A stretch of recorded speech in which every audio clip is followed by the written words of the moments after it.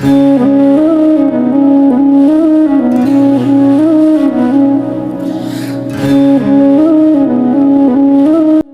আপু, একটা চা দেন তো।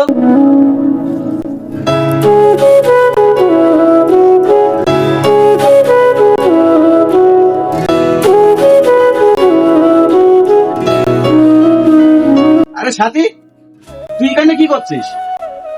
আরে অভি, তোরা আয় ভেতরে আয়, তোরা সব ভেতরে আয়, এখানে আয়। আরে ভেতরে যাবো না, কলেজে যাবো। তো তুই এখানে কি করছিস? অভি, এটা হচ্ছে আমার বাবার দোকান, বুঝলি? আমার বাবা না ভীষণ অসুস্থ, তাই আজকে আমি কলেজে যাব না। আজকে আমি দোকানদারি করবো। আরে তোর না দুটো ভাই আছে, তাহলে তুই কলেজে না গিয়ে তুই দোকানদারি করছিস কেন? তোর ভাই দুটো তো দোকানে বসতে পারতো। রবি, তুই ঠিকই বলেছিস যে আমার দুইটা ভাই আছে, কিন্তু আমার যে দুইটা ভাই আছে, বিয়ের পরে ভাই আর ভাই থাকে না রে। তারা বউ নিয়ে বাচ্চা নিয়ে ব্যস্ত, তারা নিজেদের মতো নিজেরাই থাকে। আমার বাবা মাকে দেখার মতো লোক নেই, একমাত্র আমি ছাড়া। নে তাহলে তুই থাক, আমরা কলেজে যাচ্ছি। কলেজ থেকে ফেরার পথে তোর সাথে দেখা করে যাবো। আপু, আপনার কাছে একটা চা চালাম না, কখন দেবেন? কতক্ষণ বসতে হয় নাকি? ভাইয়া দিচ্ছি, আমি এক্ষুনি দিচ্ছি আপনার চা।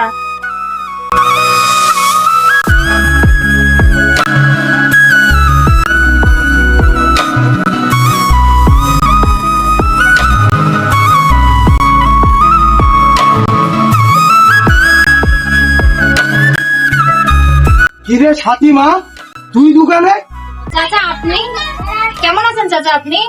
আরে মা, আমি তো ভালো আছি, কিন্তু তুই দোকানে কেন? তোর বাবা কই? চাচা, বাবা তো ভীষণ অসুস্থ, তাই দোকানে আসতে পারিনি, তাই আমি দোকানদারি করছি আজকে। ঠিকই বলেছিস রে মা, এখন গেছে সময় চলছে, তোর ভাইগুলো সেও তো মানুষের মতন মানুষ হয়নি, তারা বউ নিয়ে ব্যস্ত থাকে। তোর বাবা আমার কাছে ফোন দিয়ে সব বলিছে, কিন্তু এখন যুগ হিসাবে কি আর করা যাবে? এ যুগী ছেলে মেয়েরা তো বাবা মার খেয়াল রাখে না। এখনকার ছেলেরা বাবা মা খেইলো কি না খেইলো সে খোঁজ খবরটাও রাখে না, বাবা মা ভালো আছে না মন্দ আছে সে খোঁজটাও রাখে না। তো তুই মেয়ে হেই দোকানদারি করছিস মা, আমি খুব কষ্ট পেলাম।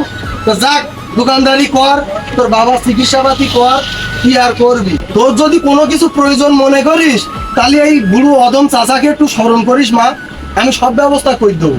তা ভালো থাক মা। ঠিক আছে চাচা, আপনি আমার জন্য একটু দোয়া করবেন চাচা।